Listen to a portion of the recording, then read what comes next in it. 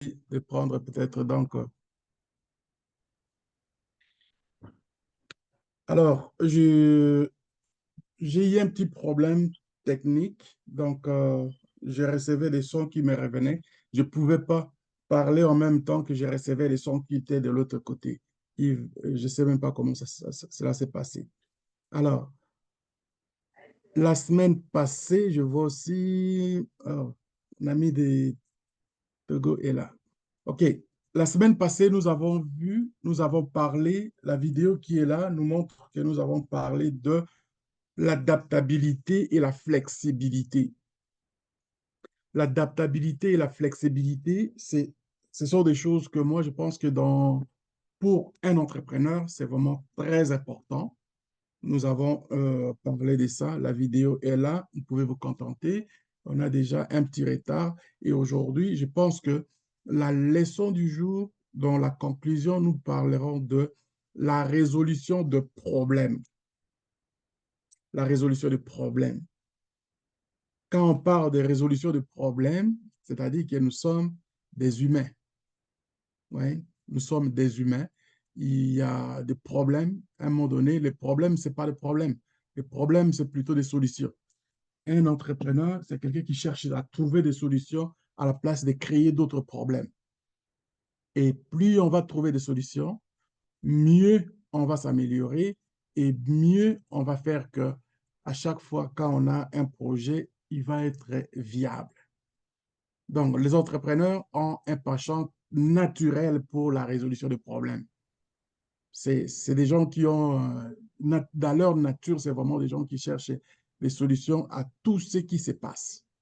Des solutions, que ça va améliorer la vie, les vies humaines. Ils voient des obstacles comme étant des opportunités pour créer d'autres business à travers tout ça.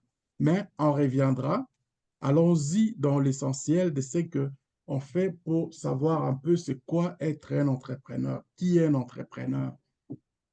Un entrepreneur, c'est qui? Et qu'est-ce qu'on a fait? On a, dans ce module ici, dans ce programme, on essaye de voir jusqu'où on peut avoir les idées, comment se créer des emplois, comment se tailler le chemin par soi-même. On n'attend personne. Puis c'est quand si tu mets ta vie à attendre d'autres, donc tu vas être comme quelqu'un qui sera toujours manipulé. Et dans ce monde que nous vivons aujourd'hui, la manipulation est comme quelque chose, c'est comme si c'était quelque chose de normal, alors que la manipulation, c'est un vrai défaut. Oui, c'est un vrai défaut qu'il faut combattre. On ne peut pas accepter de se faire manipuler. Mais voyons un peu, quand on parle de l'introduction de l'entrepreneuriat, dans la définition comme telle, nous avons parlé de ça à chaque vidéo que vous avez, qu'on a eu précédemment. J'essaie d'ajouter un peu par rapport les contenus par rapport à ce que nous avons déjà appris, de ce que nous avons aussi. Et les nouveaux, quand ils viennent, ils trouvent comme si c'était nouveau. Mais il y a des vidéos, il faut revoir ces vidéos-là. Je vous dis, aujourd'hui même, c'est ça ce qui est mieux. C'est-à-dire que ce que vous avez déjà vu, vous pouvez les revoir et revoir encore. Dans ce programme, vous n'avez pas des examens. Les examens, d'ailleurs, c'est la vérification des connaissances, mais vous n'avez pas besoin de ça. Le besoin de la connaissance que vous avez, c'est de faire en sorte que le peu que vous allez avoir, que vous avez, qu'il ait une productivité, qu'il ait un résultat à ce que vous allez mettre sur le terrain, ce que vous allez faire comme vous allez entreprendre. Si vous avez les résultats avec les théories que nous accumulons, donc, c'est-à-dire que vous avez passé votre examen et vous allez avancer à d'autres choses, vous allez commencer à voir d'autres choses. Alors, la définition, quelques mots, quelques thèmes et puis concepts que nous avons dans ces programmes, c'est vraiment à jour. C'est pas quelque chose qu'on a écrit depuis longtemps. Non, c'est vraiment à jour de ce que nous sommes en train de vivre là. Alors, les inspirations. Quand je parle des inspirations qui viennent, par exemple, on parle d'un entrepreneur, ce sont des gens inspirants. C'est des gens qui inspirent les autres. C'est des gens qui inspirent le bonheur. C'est des gens qui sont dans les contextes où, dans une société, leur importance devient encore beaucoup plus importante. Voyez-vous dans un sens que vous allez devenir encore beaucoup plus important dans votre communauté.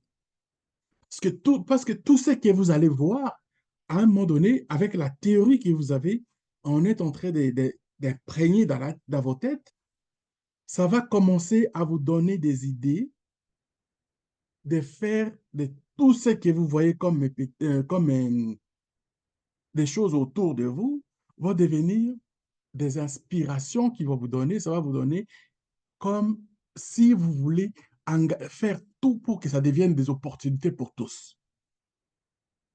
La semaine passée, je pense, je parlais d'une aventure que j'ai eue quand je suis allé en Côte d'Ivoire en 2000. En ce moment-là, je n'étais pas encore dans la théorie de l'entrepreneuriat. Par contre, j'avais déjà commencé à entreprendre. Qu'est-ce que j'ai dit dans cette histoire-là? Dans cette histoire, ce qui m'avait inspiré, je suis allé, c'était en 2000, en février 2000.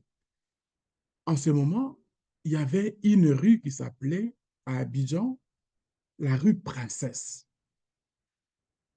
Dans la rue Princesse, il y avait des activités la nuit, c'est-à-dire c'était le... Tu vas là-bas, tu vas voir, tu dis, ben, tu passes la nuit, tu penses, c'est comme, mais, tu dis, mais c'est quoi ça? Des bruits infernaux et les gens ont une joie qu'ils vont passer la nuit à, à boire, à se promener, à bavarder, à danser. Il y avait de tout. Mais moi, quand je suis allé, c'était toujours, j'écoutais ça dans les chansons. Ils ont dit, ils vont m'éblouir, aller me promener là-bas.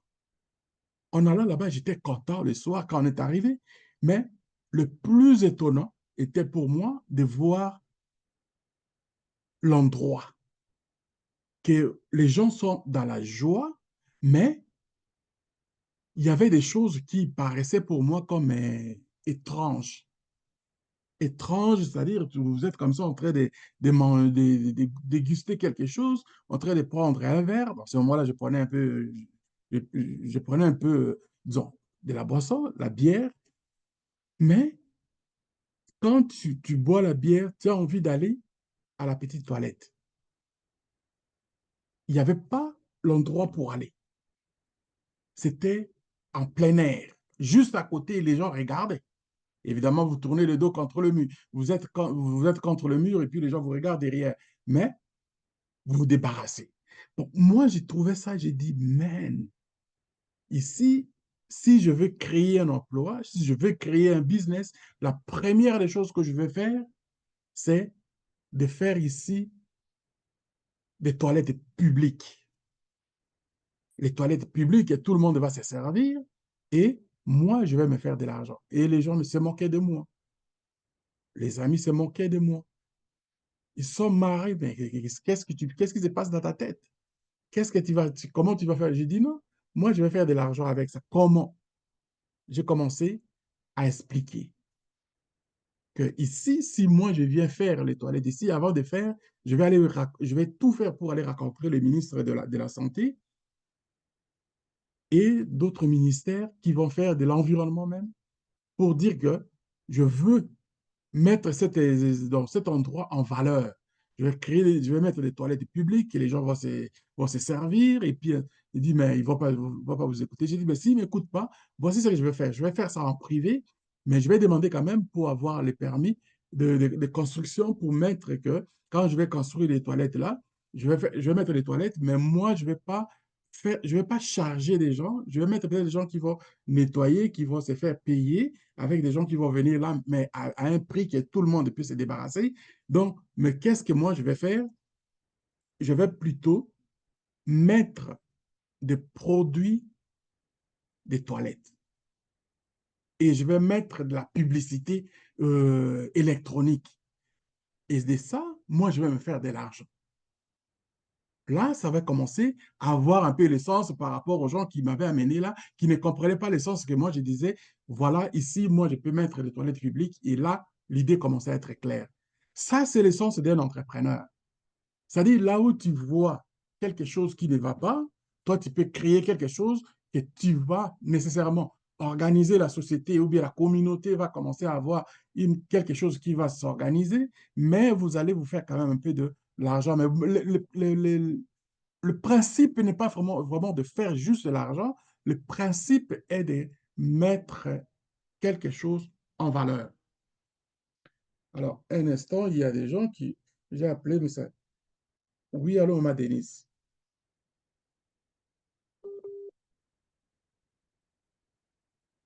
Allô? Bon, là, ils ont des problèmes de connexion, je vois. Elle n'a pas mis le micro et c'est là qu'elle m'appelle. Bon, c'est-à-dire, un entrepreneur, c'est une personne qui voit des solutions, ou bien même pendant la crise, il peut trouver la solution. Donc, voilà un peu l'essentiel que vous allez mettre comme entrepreneuriat, les débuts d'entrepreneuriat, de commencer à chercher qu'est-ce qui ne va pas ici, ou bien qu'est-ce que je peux trouver comme solution ici, par exemple, à cet endroit. J'ai été aussi, à chaque fois, je suis content de voir, par exemple, les jeunes joueurs de football aujourd'hui, ils gagnent assez d'argent. Il y en a qui ont la pensée de commencer à faire des choses, même dans leur village. Pensez à des gens comme des Sadio Mané.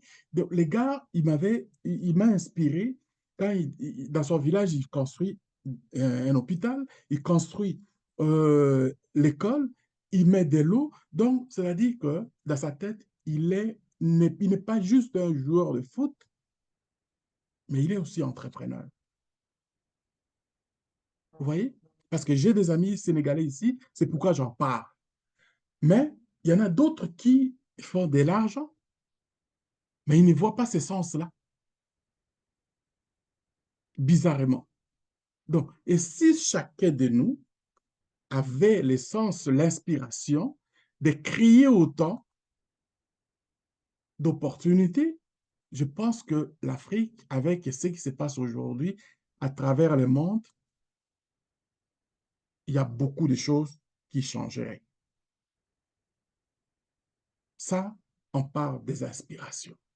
On parle de l'importance dans la société des gens qui pensent de l'entrepreneuriat, qui vont créer des opportunités. Et ces opportunités vont créer des emplois. Et à ça, on commence à mettre notre société, on commence à s'aimer les les bases solides de notre communauté, dans nos villages et partout où nous allons nous trouver. Et ça va devenir maintenant pour nous comme quelque chose, nous allons commencer à acquérir des connaissances nouvelles. Les gens qui voyaient des choses de loin, il y en a qui pensent juste qu'il faut que les gouvernements fassent ça, comme ça va être bon. Non, le gouvernement, il va faire des choses. Ça, c'est vrai. Il faut, si vous avez déjà commencé et que vous voyez que le gouvernement ne fait pas, quand vous allez mettre votre pression, il sera obligé de leur part de se mettre aussi devant ils vont dire, mais écoutez, c'est notre travail. Ils vont accepter et puis ils vont faire aussi leur part. Vous voyez? Donc, je ne sais pas, c'est un président américain là, qui disait, donc, c'est qui, je pense, c'est Jeff Kennedy, qui, si je ne me trompe pas, ne demande pas juste ce que le gouvernement peut faire pour vous, mais c'est qu'est-ce que vous allez faire pour votre pays, votre nation. Donc, tout est important. Tout le monde est important dans la société. Tout le monde. Mais malheureusement, chez nous, on reste encore dans la phase de dire qu'il faut qu'il y ait des gouvernements qui vont faire. Et c'est pourquoi la raison pour laquelle ces gens-là, même s'ils n'ont rien dans la tête, ils préfèrent aller au gouvernement parce que c'est là où ça se trouve de l'argent et tout le monde pense travailler pour l'argent. Ce n'est pas une bonne vision. Faisons notre vision, notre part de vision, de voir que, voilà, nous sommes ici. C'est lui qui va accepter d'aller travailler pour la communauté, celui qui va aller travailler pour la fonction publique, il doit être quelqu'un qui a compris le sens de ce que nous, on veut que notre société s'améliore. Ça, on pense le mindset.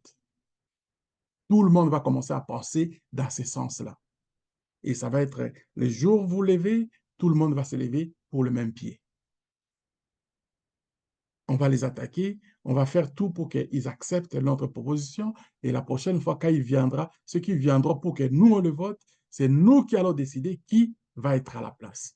Merci beaucoup et bravo encore aux gens, à nos amis du Sénégal, de ce qu'ils ont fait. Bravo à vous. Vous avez commencé à comprendre les choses que on ne peut pas attendre juste donc ces gens-là pour s'améliorer et on commence avec tout le monde. Un jour, on va avoir une nouvelle Afrique. Et vous allez comprendre pourquoi je pèse là-dessus, parce qu'il y a une part où on va voir comment et les autres sociétés se sont améliorées, comment ils se sont développés.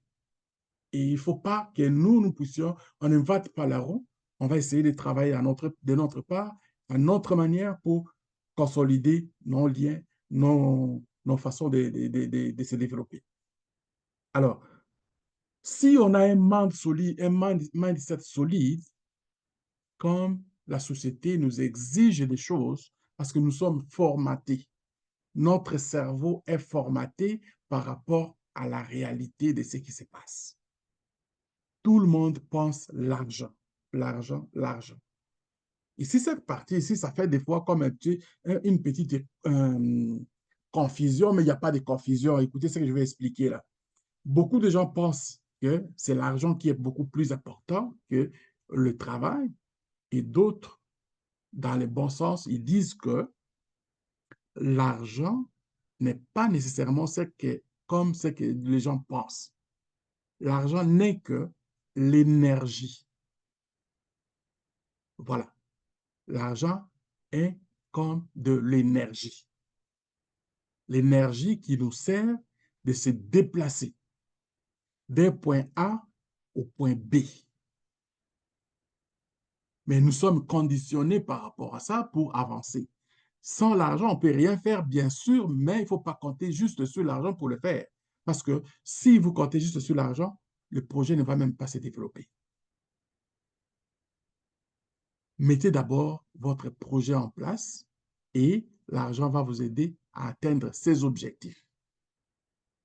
Les conditionnements mentaux dans notre société, dans notre environnement, dans nos familles, les amis, l'entourage ne parle que de l'argent. Il y a juste un projet aussi qui me donne vraiment pour expliquer ça dans les bons sens. Si ça réussit de ce qu'on attend, de ce qu'ils nous ont promis, le projet PI pourra changer beaucoup, beaucoup la mentalité des gens par rapport à ce qu'on passe de l'argent. Prenez ça comme étant quelque chose qui va nous servir. Ça va nous servir à, ce que nous vivons, à notre quotidien. L'argent, normalement, devrait nous servir à notre quotidien, à la réalité du jour. Les utilitaires, par exemple. Si vous voulez aller à la toilette, vous avez besoin de papier de toilette. Si vous avez faim, vous allez manger. Si vous n'allez pas, on ne va pas manger de l'argent. On se sert de l'argent pour s'acheter à manger. Et quand est-ce qu'on devient riche? Si je pose la question à tout le monde d'écrire, fais-moi un peu une idée, regardez un peu, quand est-ce que vous, par exemple, vous travaillez et avec quel montant d'argent vous pensez que si vous avez ce montant d'argent dans votre compte bancaire ou dans votre wallet, que vous allez estimer que vous êtes riche. Vous allez voir que cette question-là, beaucoup de gens, chacun va amener soit un chiffre ou bien une explication. Et souvent, ça a du bon sens. Donc, que pensez-vous de l'argent? Et comment dépensons-nous notre argent? Nos habitudes de vie, les fréquentations, les gens que nous côtoyons, comment ils sont et de quoi on se parle. Il y a des gens qui passent leur temps à se parler que rien que pour l'argent et ils font de l'argent, ils pensent même pas à autre chose et c'est leur vie. Mais si vous avez compris l'essence de l'argent, l'argent ne se garde pas comme une décoration dans un compte bancaire. Si vous avez de l'argent, mettez cet argent-là en circulation dans un projet et vous pensez que ça va vous rapporter encore plus. Mais si vous mettez l'argent stationné dans la banque, donc c'est la banque que vous nourrissez. La banque va se servir de votre argent. C'est leur politique qu'ils ont fait depuis des siècles. Ils ont fait des politiques pour dire que quand vous avez l'argent à la banque, ils vont vous demander, vous faites le saving, l'épargne, l'épargne, l'épargne. L'épargne, vous épargnez de l'argent, mais eux, ils prennent ça pour aller faire, par exemple, comme du trade. Et du trade, ils multiplient cet argent-là plusieurs fois. Mais vous qui avez, vous, le propriétaire, si vous voulez aller pour retirer, on commence à vous poser des questions. Donc, il faut qu'on change un peu la manière, la façon où on voit un peu l'argent. Et de là, on va avancer et de là, on va commencer à se prendre en valeur. Donc, et moi, quand je vois aussi comment on va faire ça, c'est par rapport à des théories des gens comme ce monsieur que vous voyez là. Le monsieur, moi, je l'aime beaucoup. Je l'apprécie vraiment beaucoup. Il m'a aidé beaucoup à comprendre l'essence de l'argent, surtout. Parce qu'il m'a expliqué il explique comment l'argent fonctionne et les systèmes aussi, comment nous sommes formatés, comment notre cerveau est formaté, les conditionnements à travers le monde. Ça fait une fois que si vous avez commencé à apprendre ça, ça va vous faire rêver, ça va vous faire aussi en même temps, à un moment donné, même des fois, commencer à détester les gens qui nous font de la manipulation sur ce qui concerne l'argent et puis les boulots. Donc, j'ai un livre que j'ai envoyé, son livre qu'il a en mail, Rich Dad Poor Dad, Père riche, Père pauvre. Ce livre-là, il est très intéressant, très important. Je souhaite vraiment à toute personne qui pense devenir entrepreneur de lire ce livre-là, écouter la version que j'ai envoyée, la version audio-vidéo. C'est une version qui est simple à comprendre et vous allez possiblement aimer ça. Je souhaite que tout le monde regarde ça. OK. Et souvent, quand on nous a dit la pauvreté existe. C'est quoi la pauvreté d'abord? La pauvreté, quand on parle de la pauvreté, généralement, les gens voient l'image d'une personne n'ayant pas un confort matériel, d'une personne qui ne mange pas suffisamment à sa faim, parce qu'il n'a pas peut-être pas l'argent, il n'a peut-être pas un jardin pour se faire à manger chaque jour, et une personne qui souvent devient comme un mendiant. C'est ça, dans le fond, c'est que les gens pensent que cette personne-là est pauvre. Si on pose la question, c'est ça ce qui revient généralement. Mais laissez-moi vous dire une chose. Ce que vous voyez, ce que nous voyons. Les gens, quelqu'un qui n'a pas un confort matériel, il n'a pas des souliers dans ses pieds comme il faut, et puis des vêtements des fois déchirés, ramasse des fois la nourriture, cherche des choses dans la poubelle. Ce n'est que une petite partie de la démonstration de ce qu'on appelle la pauvreté. Puis c'est la vraie pauvreté, la vraie, la vraie pauvreté, pauvreté mentale. La pauvreté mentale. Quelqu'un qui manque la connaissance, c'est quelqu'un qui est pauvre. La pauvreté, c'est ce n'est pas de ce qu'on voit de l'extérieur, c'est ce qui est dans la tête. Si vous n'avez rien, c'est-à-dire dans la tête, cela va se manifester de ce qu'on voit que cette personne-là manque un peu de tout.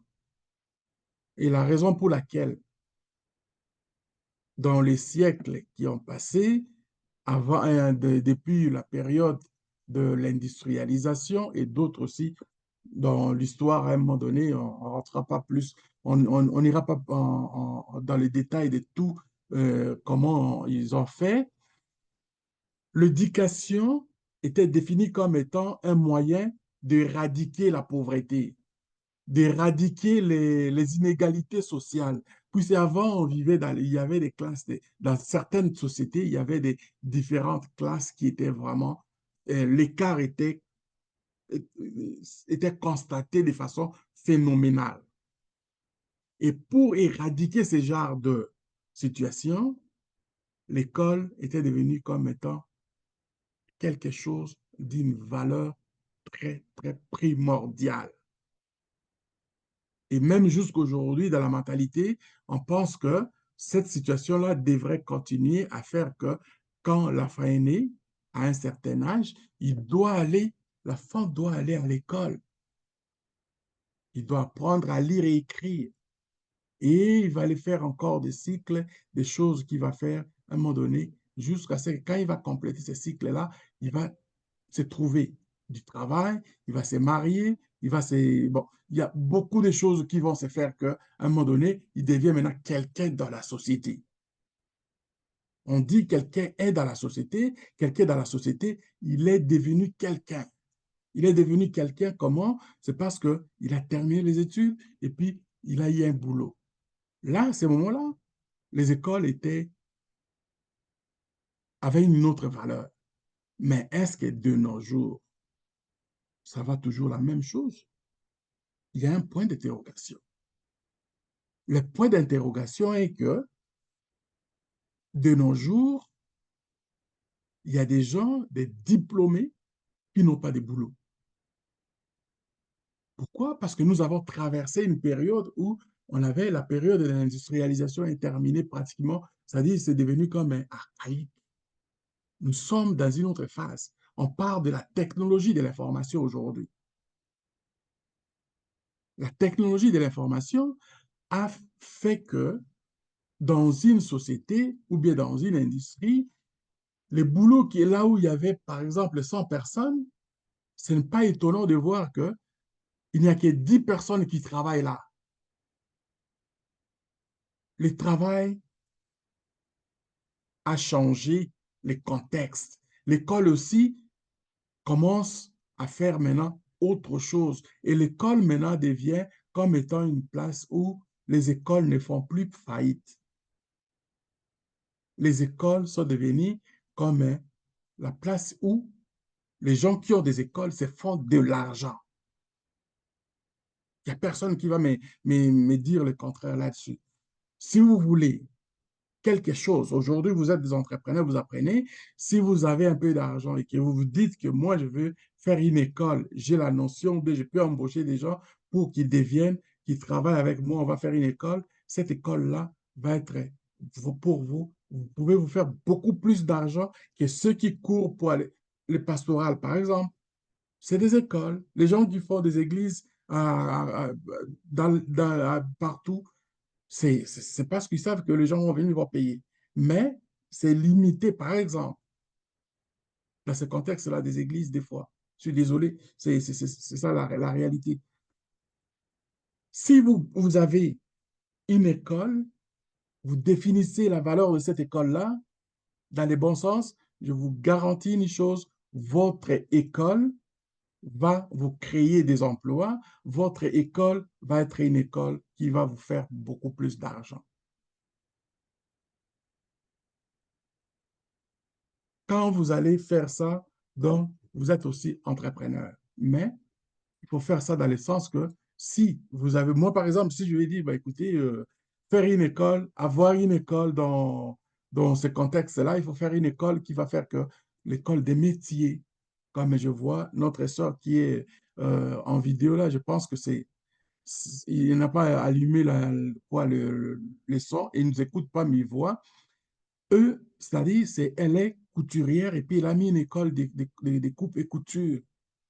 Les gens apprennent à faire la couture. Donc, ça, ce sont des choses qu'il faut intensifier, des choses qu'il faut encourager chez nous, les travail chez soi et pour soi-même, self-employé, les indépendants, l'entrepreneuriat de façon dans une société active. Ça va nous créer beaucoup d'autres opportunités et nous allons bâtir des familles, nous allons mettre des familles à l'abri de la pauvreté. On pourra se faire une vie de confort. OK. Alors, sur ces, arriver à faire, par exemple, une vie de confort, on demande que il faut que le cerveau fonctionne. Il faut avoir les savoirs et aussi les savoir-faire. Si vous avez les deux, je pense qu'il y a la moitié, le chemin, la moitié de votre parcours pour devenir prospère est déjà presque fait. Il reste juste la matérialisation de ça.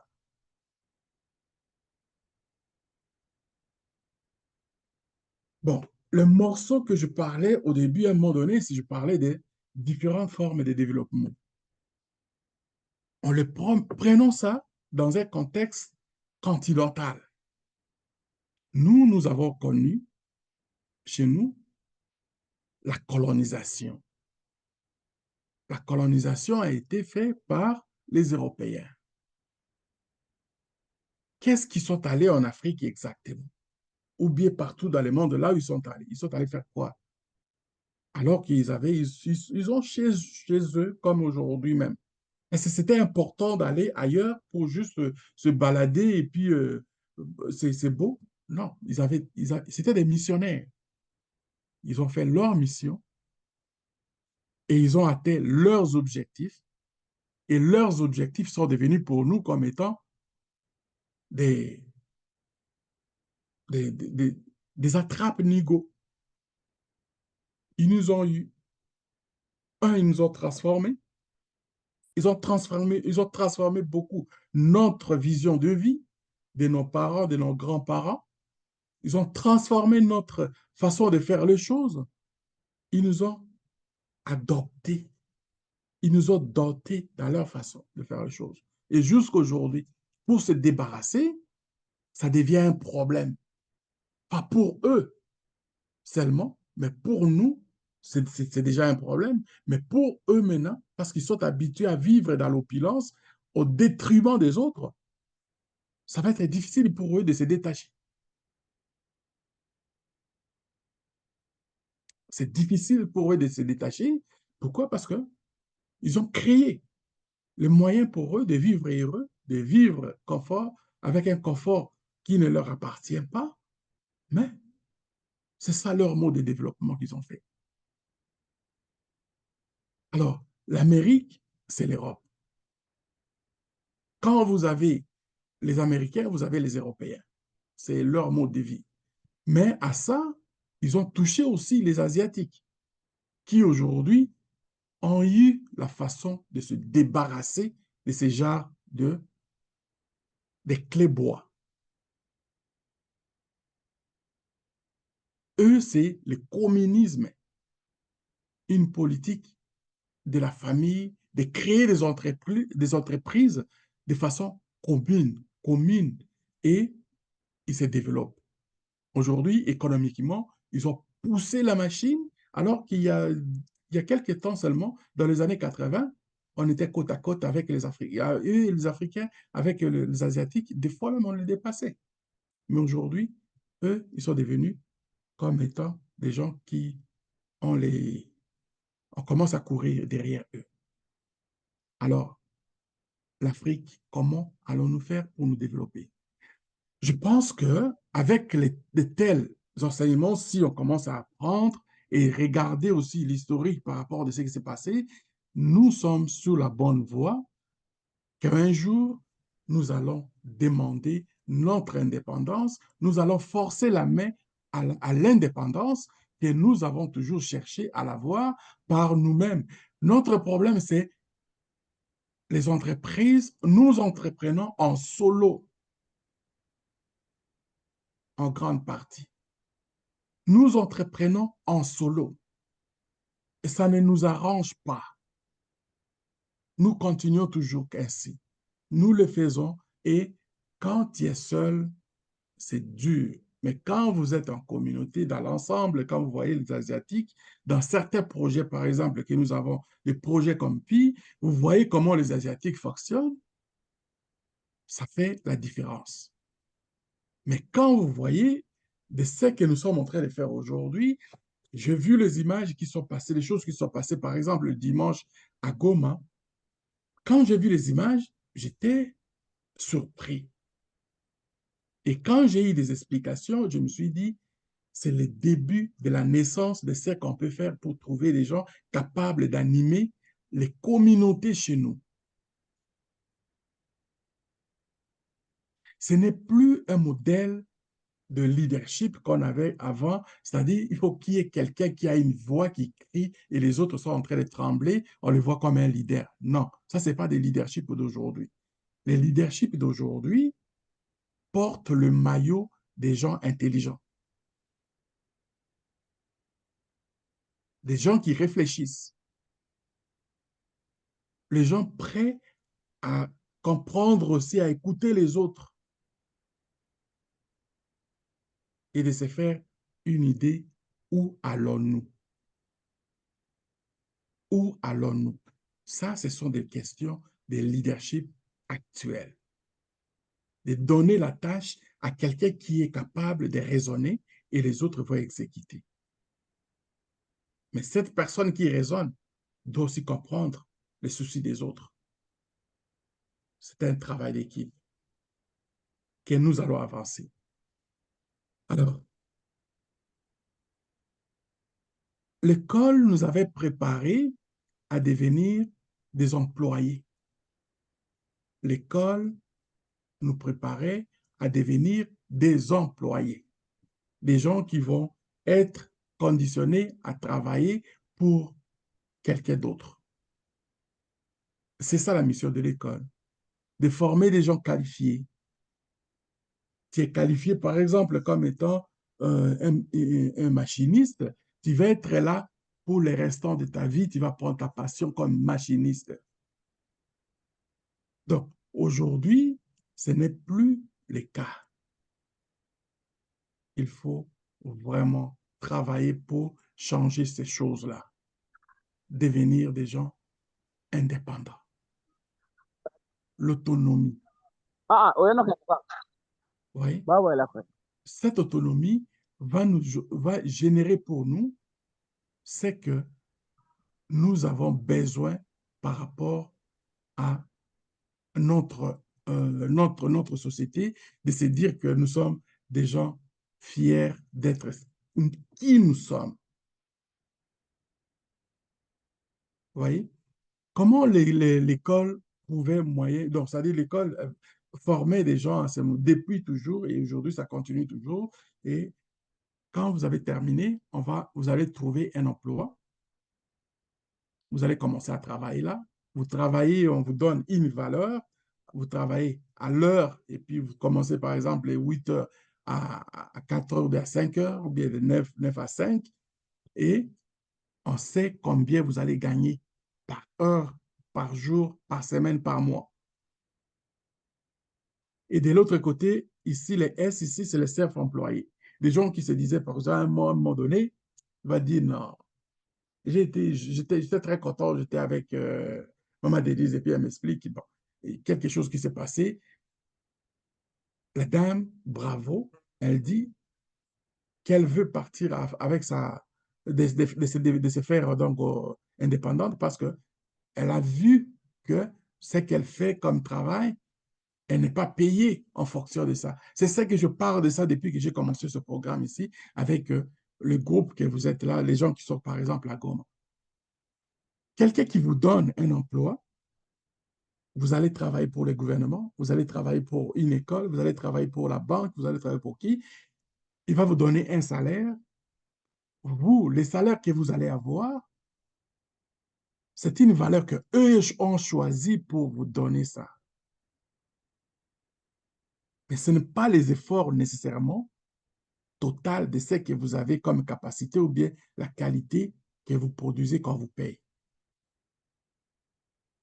Vous pouvez faire, par exemple, faire rentrer de l'argent dans la compagnie, 1 000 $, et que la compagnie ne va même peut-être pas vous donner les 10% de ce que vous avez rentré. Ça, c'est quoi? C'est normal. Mais vous n'allez même pas discuter quelque part. C'est ça les dangers d'être à ce niveau de l'employé. Mais c'est ça ce qui fait des fois, quand quelqu'un, les gens qui sont éveillés, quand ils voient ça, disent, ah, maintenant, je préfère travailler pour moi. Là, il devient self-employé, c'est-à-dire indépendant. Il y a des avantages dans les deux sens et aussi les désavantages dans chacun de ces, dans leur compte-là. Ici, comme employé, l'avantage, il y en a que à chaque semaine, chaque mois, tu as un salaire qui rentre.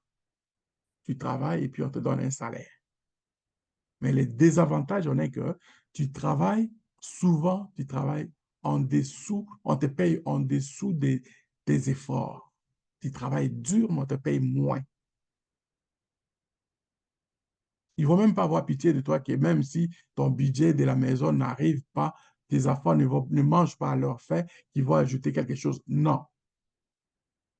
Tu as accepté de travailler à ce prix-là, tu vas rester à ce prix-là. Et celui-ci, comme est indépendant, son avantage est que il arrive au bureau quand il veut, il sort quand il veut. Tout ce qu'il fait comme travail, il prend ça comme bénéfice de ce qu'il gagne. Mais les jours où il ne travaille pas, il n'a pas de salaire. C'est ça l'inconvénient.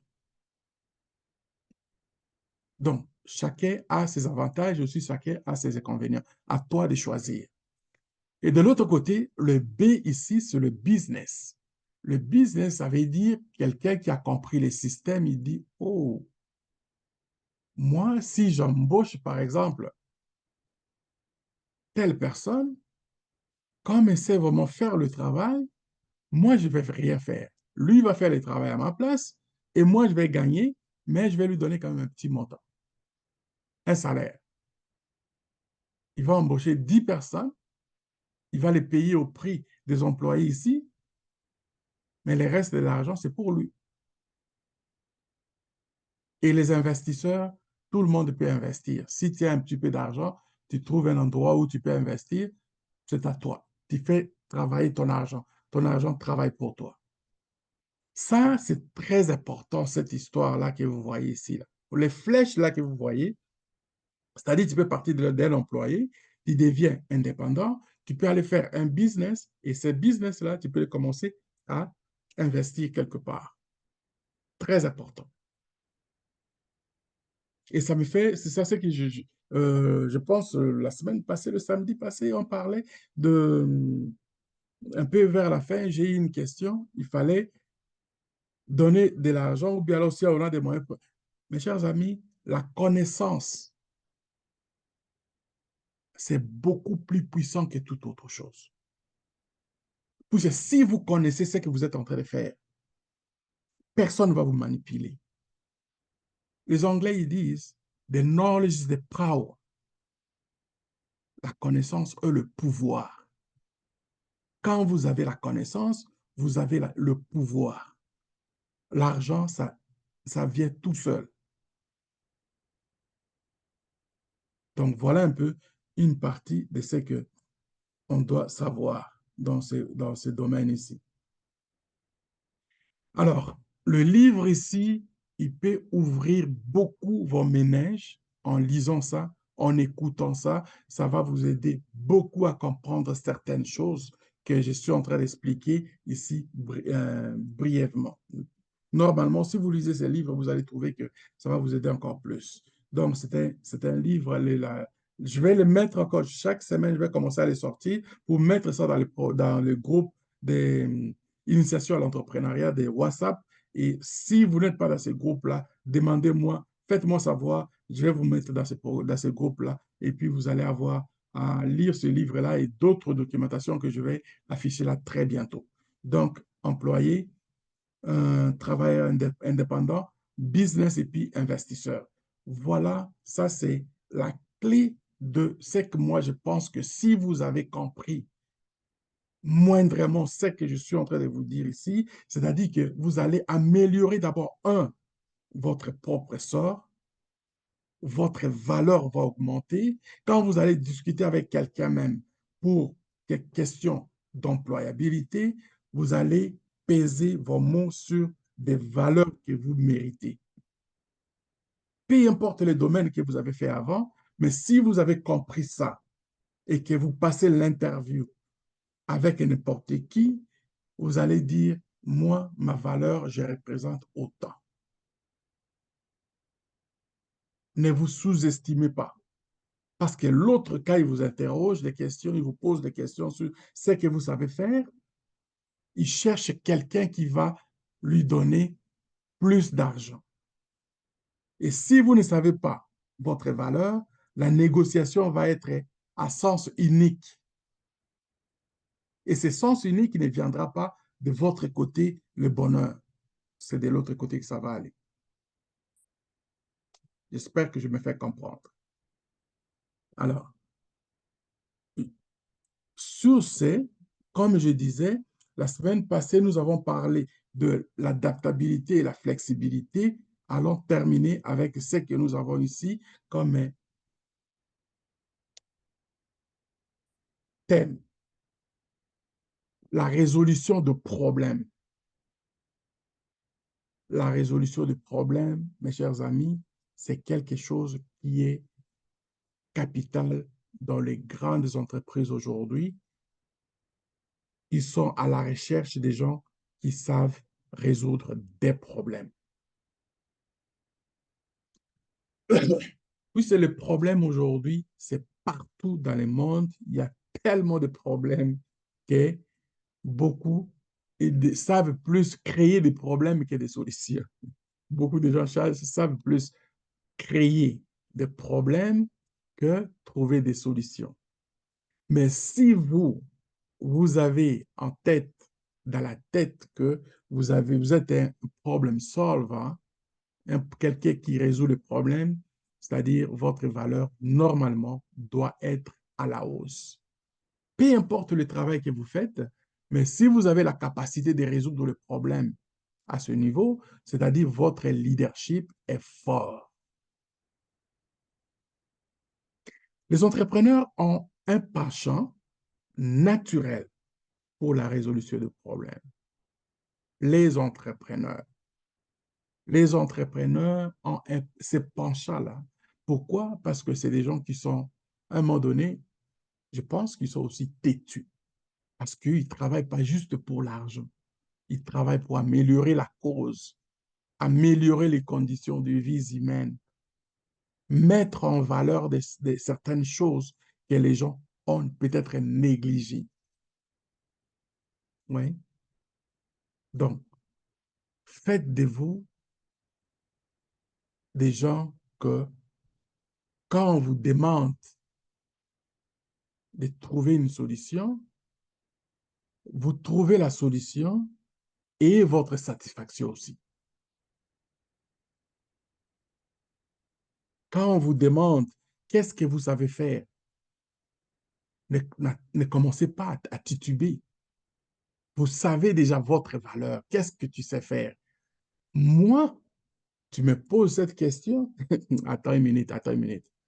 Moi, derrière moi, là, j'ai une équipe de personnes capables de produire voici telle situation. Derrière moi, là, il y a des gens qui sont capables de produire autant ça. OK? Mais vous, oui. C'est-à-dire que là où je suis aujourd'hui, moi, je suis un leader. Ah, ah. les clés qui tombent dans la tête de la personne qui cherche là. Il dit, si lui, elle, elle peut m'aider à faire la gestion de personnes, c'est-à-dire que moi, je vais rester tranquille et le travail sera fini. Donc, on cherche des gens, des leaders positifs, des gens capables de réagir, de dire, ben, écoutez, on cherche qui? On cherche quelqu'un pour, par exemple, travailler, de sortir des images pour, OK, attends, dans le groupe, j'ai telle personne, telle personne, telle personne vient. Je mets le travail, cette personne-là commence à travailler. Donc, il ne faut même pas hésiter une minute quand on vous pose la question de ce que vous savez faire. Voilà la situation que nous avons aujourd'hui. Beaucoup de gens ne savent pas, même pas leur propre valeur. Et il faut augmenter cette valeur-là avec des connaissances. La connaissance, c'est ce que nous sommes en train de faire là. Vous allez devenir des gens comme, par exemple, quand on parle, par exemple, de, d'un sujet économique. Moi, j'ai pas étudié dans l'économie, mais j'ai des notions de base.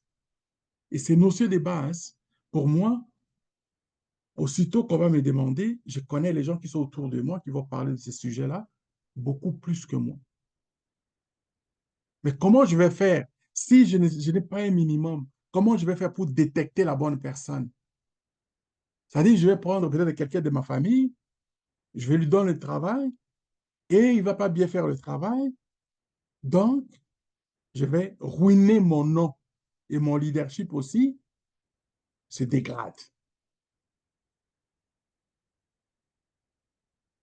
Soyons honnêtes.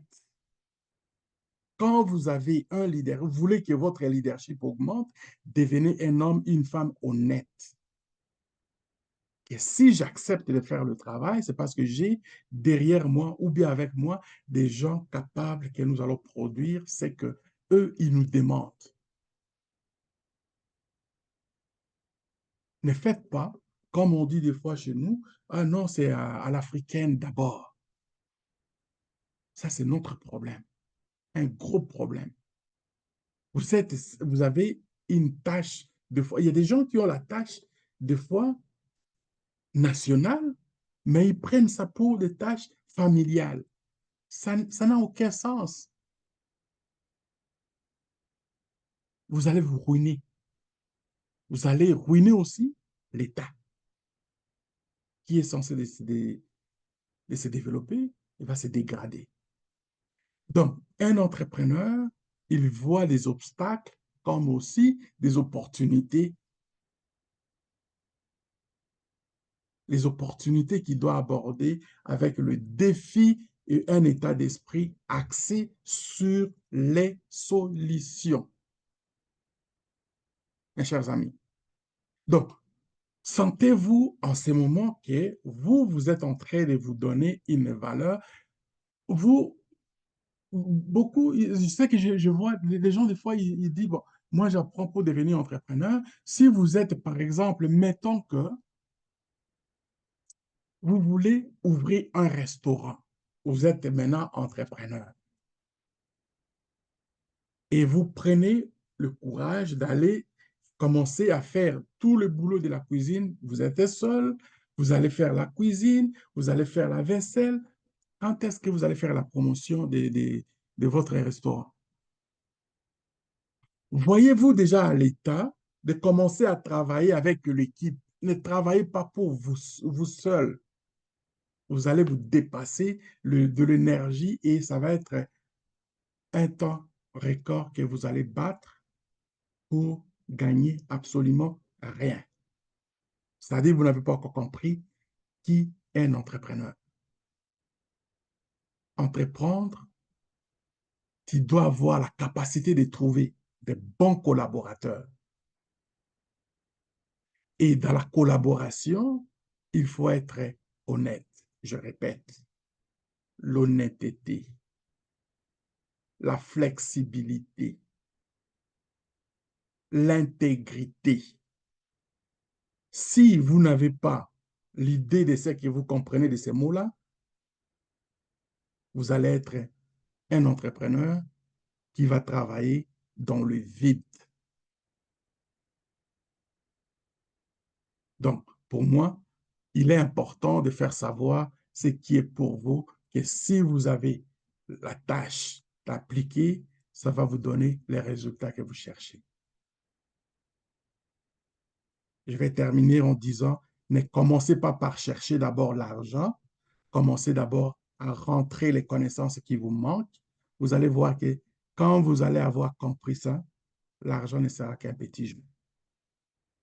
C'est vraiment ça pour moi, un grand plaisir que je voulais vraiment partager pour aujourd'hui et je laisse un temps libre pour des questions. Je sais qu'il y a des gens qui sortaient, qui rentraient et puis les questions, peut-être, je peux vous donner, poser quelques questions, je vais prendre et puis la vidéo d'ailleurs sera là pour tous et à la fin de la journée, je vais faire mon possible pour que la vidéo soit en ligne.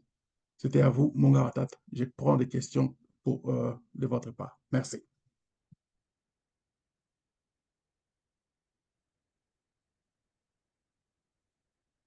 Sans protocole, ouvrez les micros et puis posez la question si vous en avez.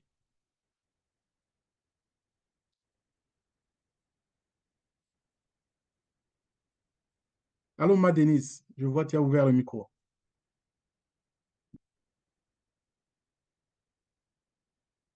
Je ne t'entends pas.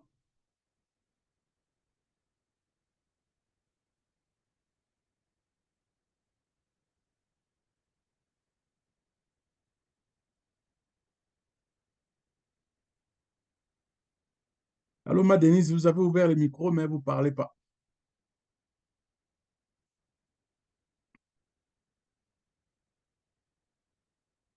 OK. Et si elle ne parle pas encore, il y a mon ami Masiki, depuis le Togo. Vous êtes là? Les micros sont fermés. Ouvrez les micros, mes amis.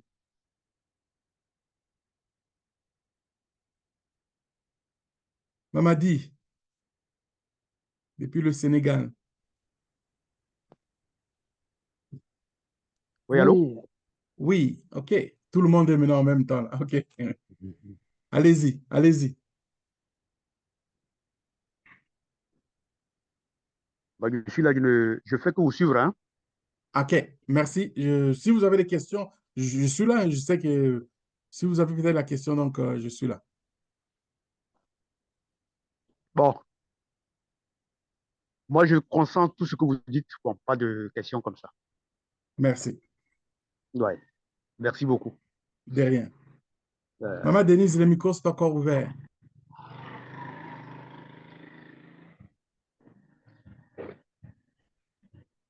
OK, tu as fermé encore. Mon cher Mamadi, est-ce qu'il y a des questions? Oui, c'est bon, hein, c'est bon. Je consens, comme m'a dit notre gars du Togo, là. Ok, D'accord. ok. Ouais. Bon, alors, je pense que si vous n'avez pas de questions, Maman Denise, j'ai vu que vous avez ouvert la vidéo, mais le micro ne sort pas. Je ne sais pas si vous ne parlez pas.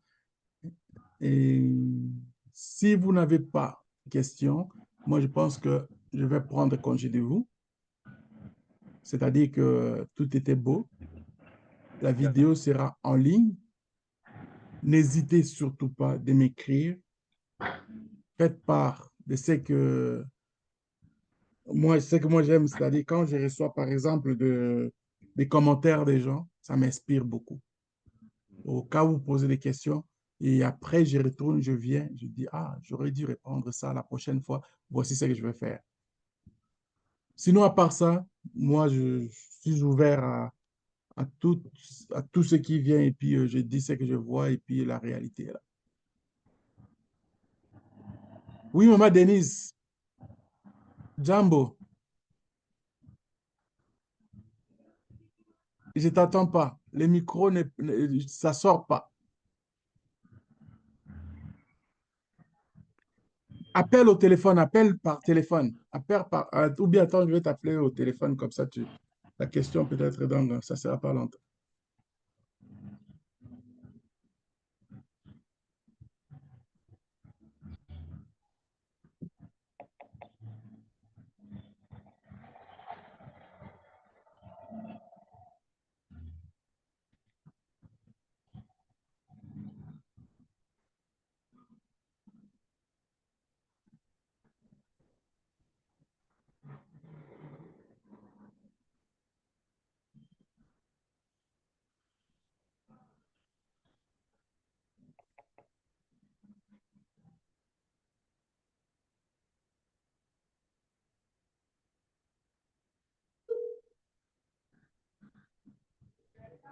Qu'est-ce qui se passe là?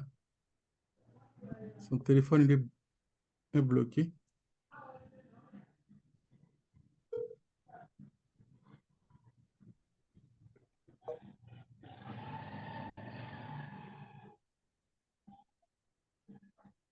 Voilà.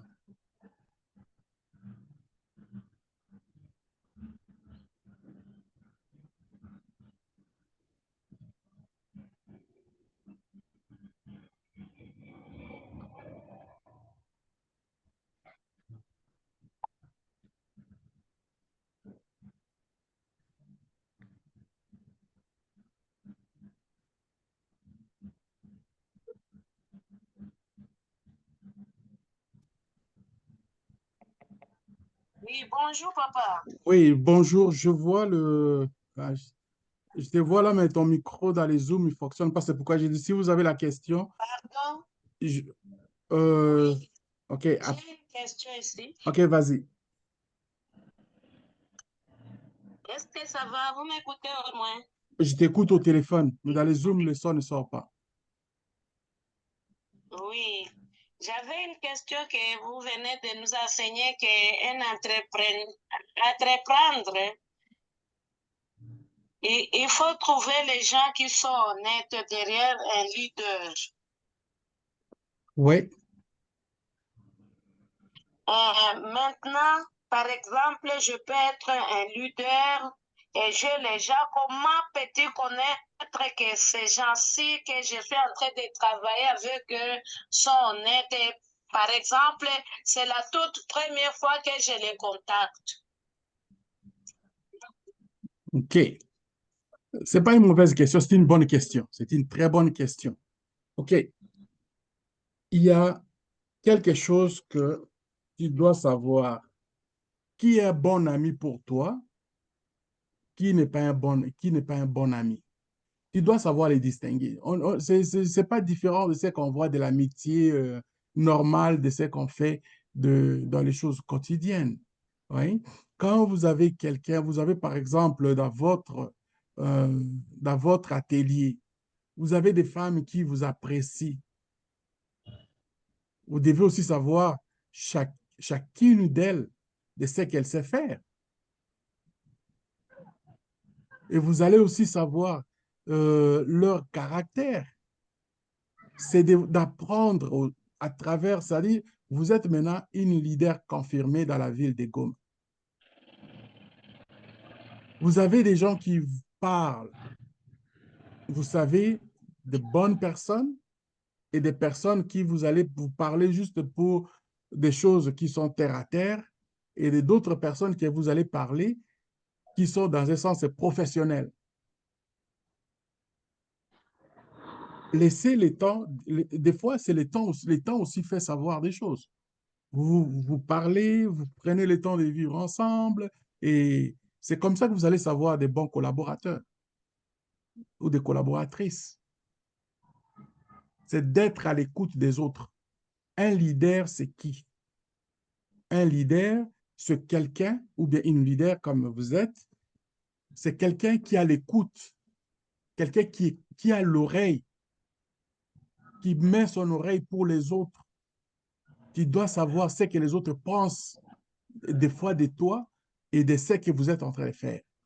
Si vous n'avez pas, vous ne mettez pas l'oreille à ce que les autres parlent, souvent vous allez vous tromper. Un leader, c'est quelqu'un qui fait des sacrifices Et ces sacrifices-là, c'est pour le besoin que les autres se sentent bien et qui continuent à vous apprécier. Un leader ne se remplit pas les ventres quand les autres sont affamés. Un exemple. Donc, il faut être souple, il faut être flexible et savoir aussi résoudre le problème comme c'est qu'on vient de voir aujourd'hui. Les résolutions des problèmes. Quand quelqu'un est dans une situation difficile, qu'est-ce que tu penses qu'on peut faire pour cette personne-là qui vient qui vient proposer? Si tu prends, non, moi, en tout cas, dans les contextes dans certaines choses, quand j'ai un problème, que j'ai des collaborateurs avec moi, je ne prends jamais des solutions par moi-même. Je vais d'abord demander aux autres, voici ce que nous avons comme problème. Qu'est-ce que vous pensez de ça? Un sondage direct. Puis c'est quand tu vas prendre la décision, cette décision-là, c'est toi qui vas la prononcer, mais ça viendra autour de ce que tout le monde a pensé par rapport à ce sujet. Il ne faut jamais, mais jamais négliger une personne qui travaille autour de vous. Même si vous n'allez pas prendre ce qu'elle va dire, mais écoute-la, donne-la la parole, donne la parole à tout le monde de se prononcer et après, tu vas prendre ta décision. Je ne sais pas si c'est clair pour toi. Oui, c'est clair, mais il y a quelques idées qui me reviennent à ce faire ici lorsque vous êtes en train de m'écouter. Okay. Je vois peut-être un entrepreneur ici, il y a les caractères primés de la naissance, quoi. C'est une chose, je ne sais pas comment m'exprimer là. Avoir un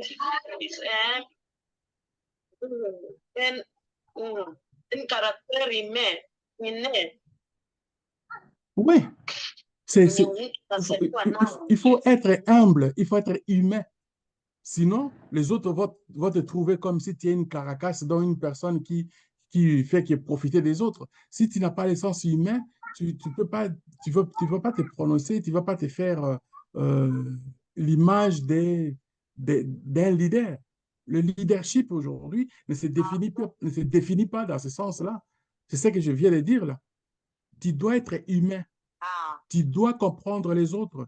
Tu dois apprendre. Tu ne peux pas te permettre de remplir ton ventre quand tes collaborateurs sont en fait. Ça, c'est vrai. L'humilité. Si tu n'as pas ça, c'est-à-dire que tu n'es pas un leader. Tu es plutôt un profiteur, donc, c'est-à-dire tu risques de ruiner même donc, tous les groupes et tranquillement, tu vas voir que tu vas commencer à faire fuir les gens autour de toi. Si tu n'as pas un sens humain. Vraiment. Ouais. Ok. Là, j'ai bien reçu maintenant. Je viens de comprendre maintenant entièrement qu'est-ce que c'est un entrepreneur et qu'est-ce que c'est un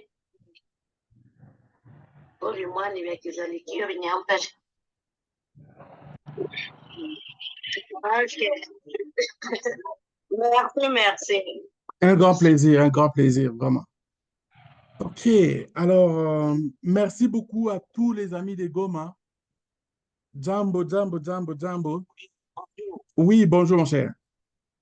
Bonjour. Oui. Oui, c'est le bon. Oui, comment ça va?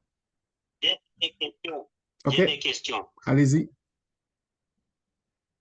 La première question réside sur lorsque l'économie est générée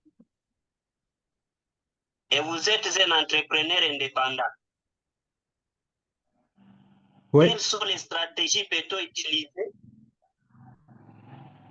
pour ressaisir surtout pour une bonne amélioration en tant que les moyens sont toujours bloqués pour résoudre les problèmes. OK. Là. Ça, c'est la première. OK. La deuxième question, comment un entrepreneur peut résoudre les obstacles Si chacun ne savent pas son job description, et vous venez de nous dire que un entrepreneur, un chef leader doit être patient, tolérant, pour écouter les groupes. Et pour qu'ils savent aussi que les membres sont honnêtes, comment ils peuvent se prendre envers eux. OK. Merci. D'accord. OK. Je vais te répondre à la dernière question parce que celle-là, c'est un peu ambigu. Euh, c'est vrai, il faut avoir la patience. D'abord, quand vous avez un groupe de personnes devant vous, la première des choses, c'est de faire les tris. Tu vas faire un triage. Pensez-y le samedi. Le samedi, je parlais, je pense, ce sera le samedi, je ne sais pas, je ne me souviens pas. Vous êtes un entrepreneur, vous êtes un leader. Prenez-vous, mettez-vous dans le contexte dans le contexte d'un entraîneur. Moi, je joue au foot. Je sais que dans le football, comme on appelle le soccer, le football, on a 11 positions. Toi, tu sais que cette personne ici peut être un bon gardien. Lui, il a la capacité d'être un bon défenseur latéral droit. L'autre, il va être gaucher. Il est gaucher, tu le mets. Ça dit, tu dois savoir classifier tes personnes. Si tu ne sais pas faire ça, trouve quelqu'un qui va t'accompagner, quelqu'un qui va t'aider à faire ça. Si toi-même, tu n'es pas capable de trouver le personnel pour classifier chacun à faire le travail à la position, à la place qu'il mérite, trouve-toi quelqu'un qui va faire ça à ta place et tu vas avoir un repos, tu vas faire d'autres choses. Aussi simple que ça. Et ça va te donner le travail que tu cherches. Ça va te donner les résultats. Parce que dans le fond, si tu travailles et que tu n'as pas les résultats, donc tu es dans le vide. Ça m'amène à la première question que tu as posée, ce qui concerne le management. Le management. Si le management que vous avez, vous voyez que j'ai par exemple devant moi, j'ai une ferme que j'ai des animaux qui sont là. Qu'est-ce que ça prend? Les animaux, il faut qu'ils mangent pour qu'ils restent en santé. S'ils sont malades, il faut que je trouve un vétérinaire. Et si j'ai l'argent qui rentre, l'argent, ce n'est pas pour moi. L'argent, d'abord, c'est pour la ferme. Les gens qui travaillent à la ferme ont droit à un petit salaire. Je vais commencer d'abord à donner des salaires aux employés parce que je veux que la ferme augmente la quantité de production. Et même si moi, je peux trouver, c'est-à-dire juste un petit peu pour vivre, mais ces gens-là, ils travaillent pour moi. Moi, je ne vais pas commencer à me payer et que ces gens-là souffrent. Puis, à un moment donné, ils vont quitter. S'ils ne sont pas payés, ils vont partir. Je vais être obligé de commencer à aller chercher encore d'autres personnes, ce qui va me coûter encore le temps. C'est-à-dire, c'est du travail que tu vas perdre encore plus le temps. Ton management n'est pas à fond. Il faut surveiller ça. C'est ça, dans le sens où je disais, il faut être humain. Il faut avoir aussi la patience que aujourd'hui, je viens de commencer. Ce n'est pas aujourd'hui que je vais devenir, je vais dire que je suis riche. Un peu de patience. Montre aux autres comment ils vont produire et la production va te revenir. Il ne faut pas faire le contraire. Si toi, tu commences à te nourrir, les gens qui travaillent pour toi, ils ne sont pas nourris, donc toi, tu vas travailler 10 fois plus. Tu vas vivre ton bonheur pendant une courte durée. Est-ce que ça répond à ta question, à tes questions? Oui, Merci. Mais une question me revient aussi dans la tête. Oui, allez-y. C'est toujours dans les groupes des entrepreneurs. Comme vous venez de nous montrer, il doit être patient. Maintenant, pour retrouver que nous, dans votre groupe, il y a des traits. Tu as dit, quel mot tu as dit traître? Allô? Allô? Allô? Alors, Tu as dit le mot que tu as utilisé, si j'ai bien compris, tu as dit s'il y a un traître. OK, bien dit. oui, dans les groupes.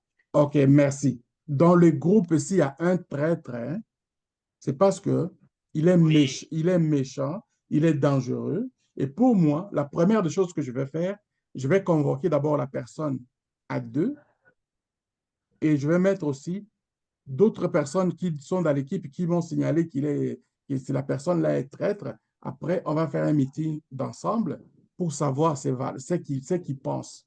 Si la personne est vraiment là, déclaré que c'est un traître, méfie-toi de ce genre de personnes. Merci. Méfie-toi de lui, parce que cette personne-là, finalement, sa traîtrise finira toujours par faire quelque chose que soit il va empoisonner ton groupe.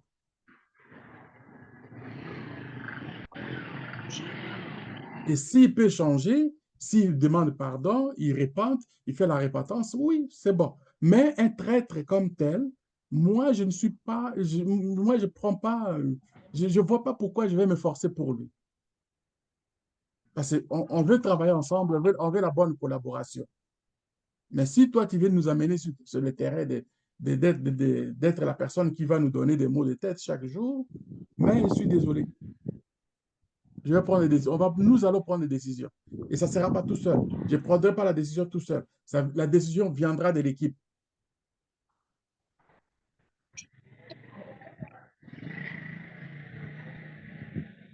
C'est bon? Merci. Derrière. Oui. Oui, merci. Bon dodo, bon repos. Merci beaucoup. Et puis, à tous ceux qui n'ont même pas posé de questions, je vous remercie. Soyez rassurés que la vidéo avant la fin de la journée chez moi ici, elle sera en ligne. Merci, Ok, à d'accord. samedi. Bye bye. Merci. Au revoir. Passez bonne nuit. Merci. Mumesikia neno yenye amesimamia kwenye amekaze mama president, umesikia nini?